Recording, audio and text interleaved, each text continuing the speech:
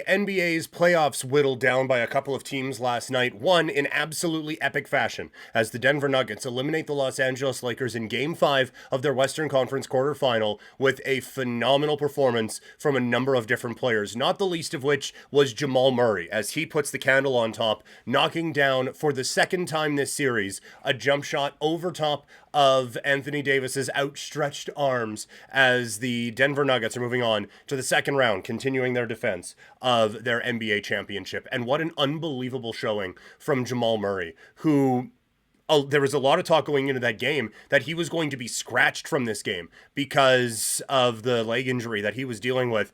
And they made sure to get him going right from the beginning. That there was no like, okay, you know what? Murray's only going to be out there as a decoy. Maybe we go at him, maybe whatever. He put up like the first 4 shot attempts for the Nuggets in that game, knocked down 5 points early, and just set the tone that, hey, I'm here and I am exactly what you think I am. And you better be ready for 100% Jamal Murray, because maybe you didn't get 100% of them, but if that's less than 100%, I don't know what else it could be. It was so great to see what he was able to do out there against this Lakers team and the pressure that he was able to put on LA. And it was unexpected, and he was absolutely unleashed in this game. So much fun to watch Jamal Murray do his thing. But he wasn't the only Nugget who went off against the Lakers, as Michael Porter Jr. had the MPJ game. He was equally as incredible as Jamal Murray, and such a weapon from 3. When the Nuggets kind of bogged down a little bit and the offense became a bit of an issue for them, credit the Lakers defense, but he was the one who was kind of a spark for them, knocking shots down from 3 and creating a bit of a sense of urgency on the Lakers side to try to get some things going and putting some pressure on them. When he is scoring like that, this team is just unbeatable. They might be anyway, but when you're already worried about Jokic and Murray and then Gordon on back cuts and stuff like that, it's not also fair to then have to deal with a 6'10" guy who's jacked that can just put up 3 after 3 after 3. Cat might have broke something. But either way, that was such a explosive offensive game from him. And I do think that he probably feels like he can be like the guy on a team and lead them. And there is absolutely a version of MPJ's career where he is Kyle Kuzma on like post Lakers, where it's like, yeah, no, I can put up points. Or Jordan Poole this year with Washington. Yeah, I'll put up 30. That's fine. But he has got such an education in basketball with this team and has fit so perfectly into what they are doing. He is the one that you do worry about the most if this team, like as this team goes on, that he is going to be the one that's like, you know what, I kind of want my own team now. And he might be the one to break this band up. But for now, he was extraordinary in that game last night. And again, Jokic let everyone else cook early. And this is, I think, a real good system that Denver has, where you know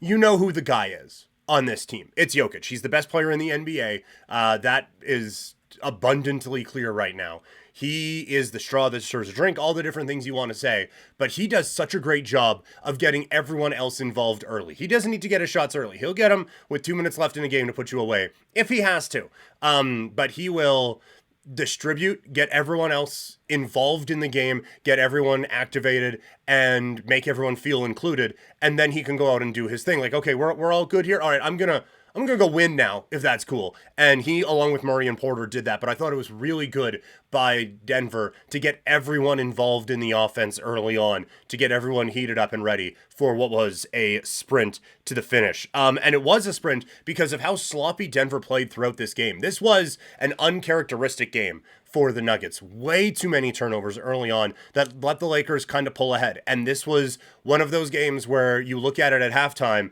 Denver is not playing well. They had, I think it was 11 turnovers in the first quarter. They really struggled with the basketball. And then you look and, Lakers up 3, Denver played about as bad as you can expect them to play, and you're beating them by 3. Does this not seem like a problem to you? And it was. Now, it's not like Denver pulled away in the second half. The Lakers were able to make this one very, very close down the stretch, and credit to them for that. And also credit to the Lakers for what they were able to do defensively to force some of those turnovers. But this was there was a little bit of Denver playing with their food in this game, and they're not going to be able to do that in the next round against Anthony Edwards and the Minnesota Timberwolves. But this was not a sharp outing for Denver until the end, and they showed you at the end why they can be so dangerous. But the first 3 quarters of that game, 2.5 quarters of that game, are why people think Denver might be a little bit more vulnerable this year. KCP comes up limping early on. Jamal Murray is out there doing that thing on one leg anyway, and they lost depth from a season ago, right? With no Brown, among others. So there was a bit of, hey, can Denver be got, especially with how well Minnesota played against Phoenix? It's like, is there something there? And then Denver reminded us in the fourth quarter, like, no, don't. Just don't. They were tremendous.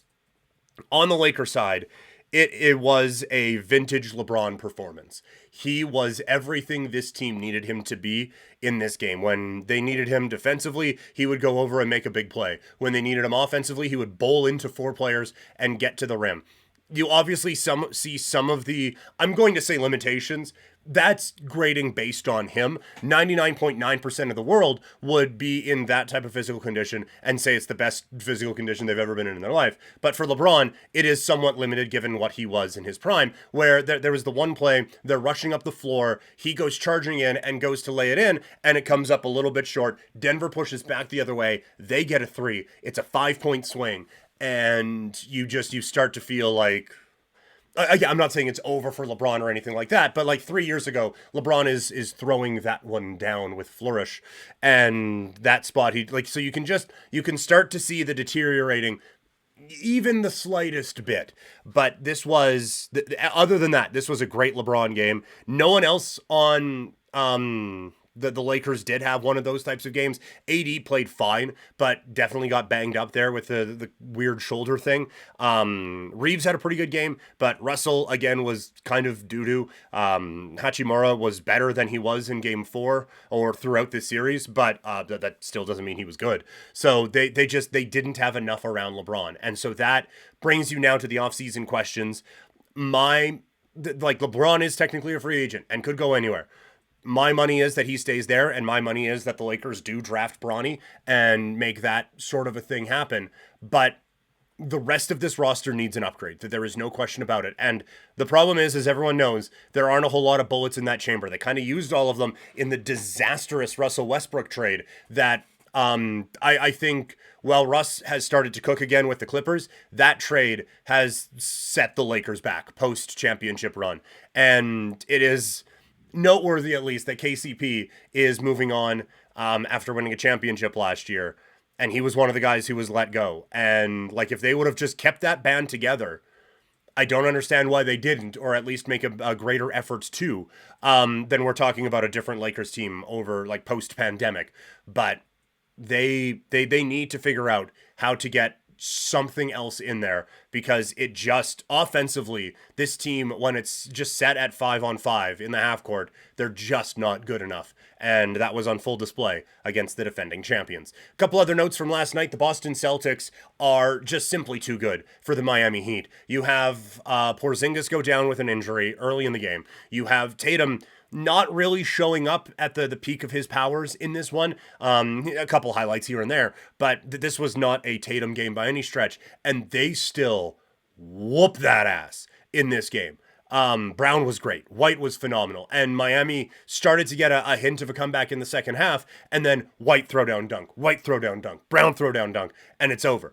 Boston is just simply too good right now for whatever Miami is throwing out at them. And now Cleveland and Orlando are in a rock fight in the 4-5. So not that Boston needs the help going into this, but I do think they are going to have a significant rest advantage to go along with a gigantic talent edge over whoever they play in the Eastern Conference semifinal once this series wraps up.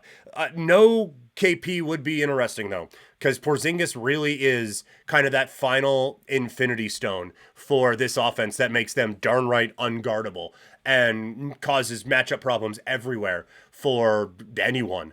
But if he is not out, this is still, or if he's not there, this is still a very good basketball team. He said it's all good. Again, I don't anticipate a whole lot of resistance in this series from Miami, so odds are they're going to have a rather significant amount of time to rest, much like Denver and Minnesota now get to wait till Saturday, which is huge for Denver. I forgot to say that before. Closing that series out really does help, like, Murray rest, KCP rest, and lets them get back to full strength going up against Minnesota starting on Saturday. But for Boston, they probably don't need Porzingis they certainly don't need Porzingis to win this series.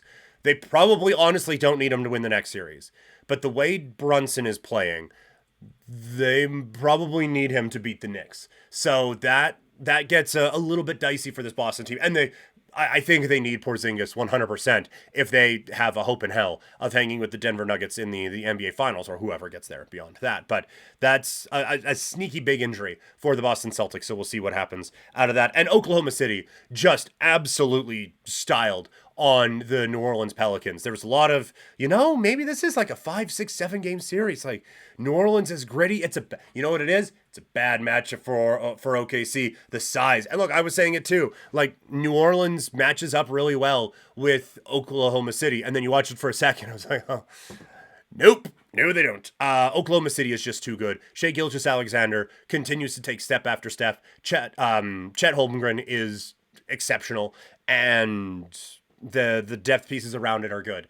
Do they hang with Denver? Probably not. The 4-5 matchup is Dallas against the Clippers. I would favor OKC in any game there. So they are in a great spot. But they reminded everyone, like, look, we were the 1 seed this year, and that was for a reason. So I do think that there is a lot of flexing going on out in OKC right now.